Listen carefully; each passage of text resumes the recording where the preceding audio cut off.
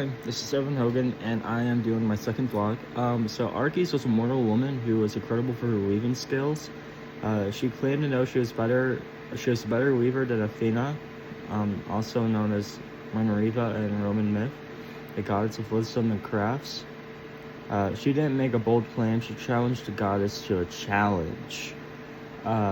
When the goddess accepted the challenge, Archies, tapsters, was flawless and even cryptid scenes that criticized the god, showing the moral failings and abuses of power. Her transgressions, Archies' sin wasn't just herbious, which exceeded pride, but also kind of telling the truth. It was in God's immoral behavior. She stepped out of her moral place and challenged a god, which is kind of weird.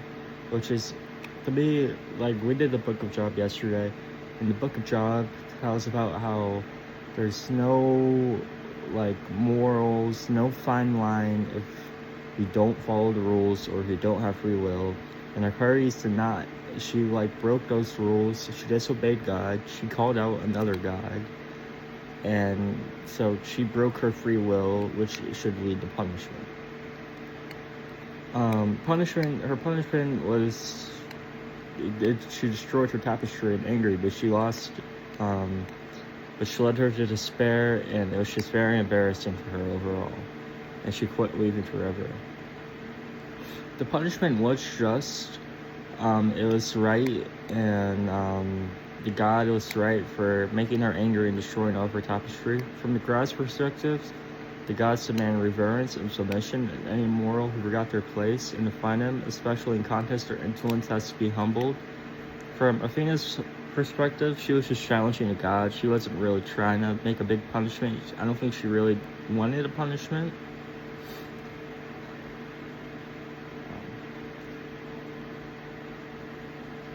And then these stories, gods resemble humans for their emotions, joy, pride, anger, jealousy, all of that good stuff. But gods have unlimited power. They can do whatever they want. Basically, they are the higher being. But there is only one God, and that is Jesus Christ. There is absolutely no moral code for these quote-unquote gods. What's the word I'm looking for? These mythological gods. They're always in charge, and the fantasy stories are here, like Hercules, we have Zeus, we have Hades, we have the god of war, we have the weaving god, we have all of those good guys.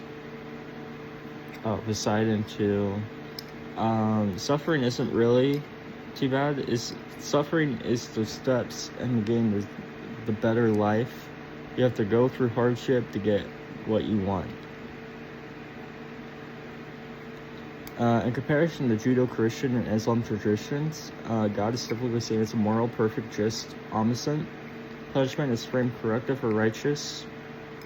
In contrast, Greek and Roman gods are not morally perfect. Their mistakes are all of emotion, or petty, or vengeance.